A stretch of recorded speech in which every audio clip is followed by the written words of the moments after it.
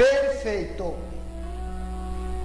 Com esta expressão, nós vamos iniciar a nossa fala, que vai entrar na tua casa com uma edificação, a qual você, quem sabe, ainda não ouviu sobre esta área do cristianismo.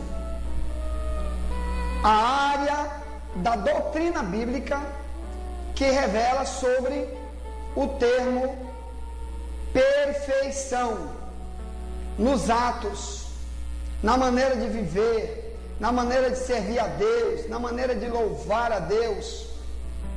Enfim, para ser discípulo de Jesus, é uma das coisas primordiais que ele cobra para aqueles que vão usar o nome dele.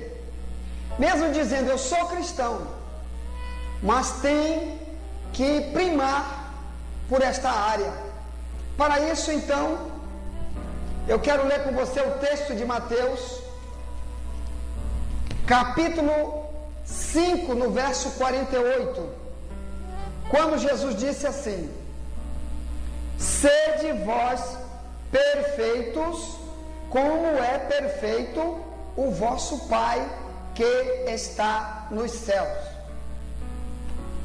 Para você entender melhor esse texto, e para que Deus faça você receber de verdade esse ensino, eu gostaria que você fechasse seus olhos e orasse conosco, para que possa ser realmente proveitoso para você esta fala que está entrando agora no teu lar, em nome de Jesus. Vamos orar. Senhor Jesus, obrigado, Pai querido, pela tua bondade, meu Pai, pelo teu poder, Senhor, que tu estende agora para esta vida, Senhor, que está assistindo a Deus, esta palavra, esta fala, Senhor da glória. Ajuda, meu Pai, esta pessoa a entender, perdoa os pecados, lava com teu sangue. Senhor, tu és o nosso refúgio, nossa fortaleza. Tu és também aquele que nos instrui, tu és nosso fortalecedor, tu és também nosso mestre. Então, Pai, faz a tua vontade. Assim nós te pedimos, no nome de Jesus, aquele que reina para sempre. Amém.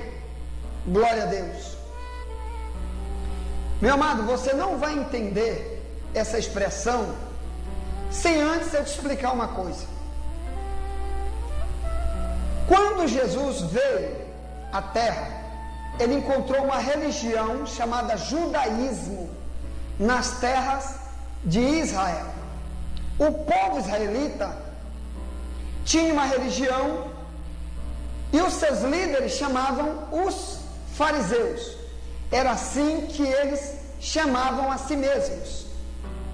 E aqueles fariseus, eles é que estavam ali para ensinar a doutrina bíblica para aquele povo. E então Jesus saiu escolhendo no meio de uma multidão de, quem sabe, 1 milhão de pessoas. Ele escolheu 12, a quem ele chamou de discípulos, também chamou de apóstolos.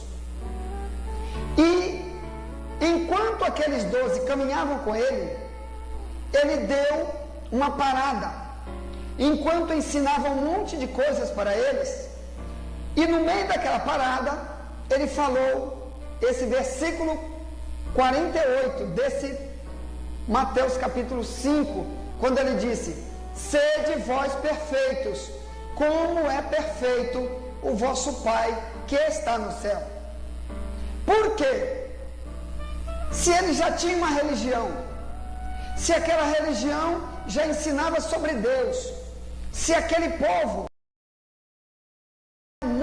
monoteístas, ou melhor, eles não eram chegados à idolatria de estátuas. Na época de Jesus, não. Outras vezes aconteceu demais isto.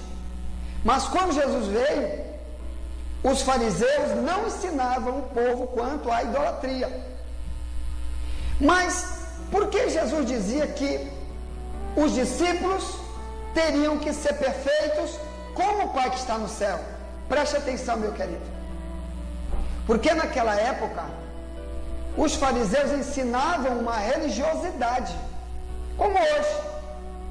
as pessoas dizem: sou filho de Deus, mas muitos mentem, muitos são falsos. Jesus, por exemplo, em Mateus 23, no capítulo todo, ele chama mais de 10 vezes os fariseus de sepulcros caiados, de guias cegos, de hipócritas, de serpente, de raça de víbora. Por quê?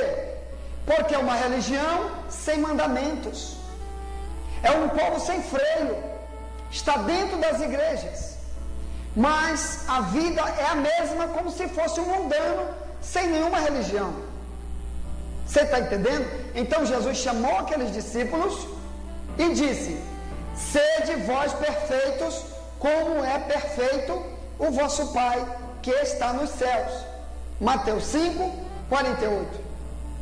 Ele estava dizendo então que Jesus não iria aceitar de maneira alguma que aqueles 12 discípulos ou quaisquer outros que viessem a acreditar na sua palavra e a partir dali segui-lo como os outros, ele não aceitaria que o seu modo de viver fosse igual a dos fariseus ou de qualquer outra pessoa que não tivesse os valores verdadeiros da palavra.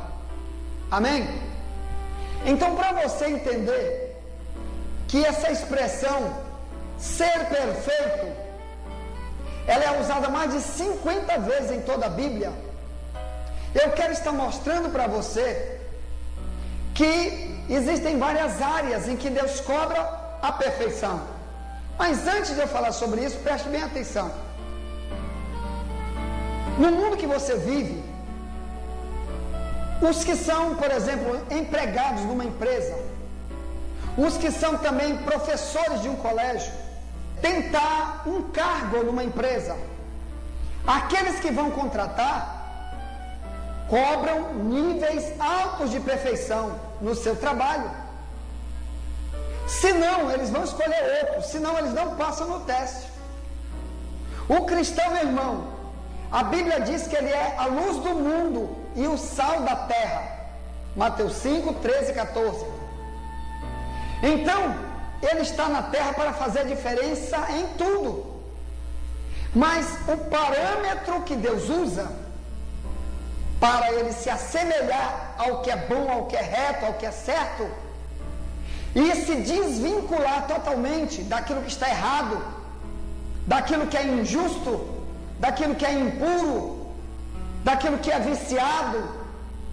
Então, o parâmetro que Jesus disse que era o correto e que Deus exigia era Mateus 5,48. A perfeição teria que ser igual à perfeição do próprio Deus. É difícil. E por ser difícil, muitas pessoas dizem: olha, irmão, nós não vamos ser perfeitos. Perfeito é só Jesus. Meu irmão, não acredite, porque esse é o ensino de fariseu. Se isso não fosse perfeito, na Bíblia, primeiro, Jesus não cobraria dos seus discípulos.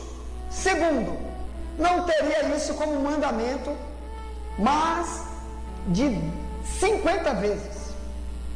Então, é possível sim você dar o seu melhor, você honrar a Deus em qualquer situação, você sendo santo em toda maneira de viver, como está escrito na Bíblia, em 1 Pedro 1,15. Você ser santo como Deus é santo, como está escrito em 1 Pedro 1,16. Então, meu irmão, eu quero mostrar para vocês que a igreja primitiva e muitos outros homens do Antigo Testamento conseguiram esta vida maravilhosa, abençoada, que Deus quer para você, para mudar o teu relacionamento interpessoal e o teu relacionamento com Deus, que é o principal. Então, ser perfeito é para você mudar no teu relacionamento de marido com esposa, vice-versa, de pai com filho, vice-versa, de patrão com empregado, vice-versa, vizinho com vizinho e vice-versa, membro de igreja com pastor ou vice-versa, e em toda todas as áreas da nossa vida.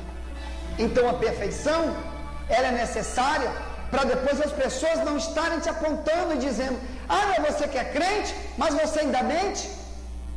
Ah, você é crente, mas anda com essas roupas desse jeito? Ah, você é cristã e você está imitando Cristo em quê? Olha que ser imitador de Cristo é um dos mandamentos da Bíblia. Paulo, por exemplo, disse, 1 Coríntios 11:1, sede meus imitadores, como eu sou de Cristo. Aí eu pergunto, as pessoas que não têm mandamentos, que não sabem nada da Bíblia, que não querem saber nada, não têm interesse em obedecer, não se sujeitam às leis de Deus, estão copiando o viver de Cristo em quê? Então, meus queridos, quero começar a falar para você aqui de algumas áreas que Deus cobra. Eu quero começar pelo Antigo Testamento, para ver como Deus também cobrou do povo de Israel. Eu quero então ler o texto de Deuteronômio, no capítulo 18, no verso 13, onde se lê assim: perfeito serás como o Senhor teu Deus. Por que, meus queridos, você acha que Deus estava requerendo isso do povo de Israel? 1500 anos antes de Cristo, Deus já exigia isso daqueles que iriam servi-lo. Atente bem para isto. Este quadro que está acontecendo em Deuteronômio 18 fala do momento no qual Deus havia tirado Israel de uma prisão, de um cativeiro de 430 anos sob o poder de Faraó no Egito. Deus mandou Moisés ali, Moisés tirou aquele povo de lá, vinha trazendo mais de 1 milhão de pessoas daquele cativeiro, e Deus levou para o deserto. Dali do deserto, Deus queria levá-los para a terra que mana leite e mel, chamada Canaã. Só que antes de entrar em Canaã, Deus parou aquele povo no deserto, e ali naquele deserto começou a dar leis, que a Bíblia chama de mandamentos. O termo mandamentos existe no Antigo Testamento centenas de vezes.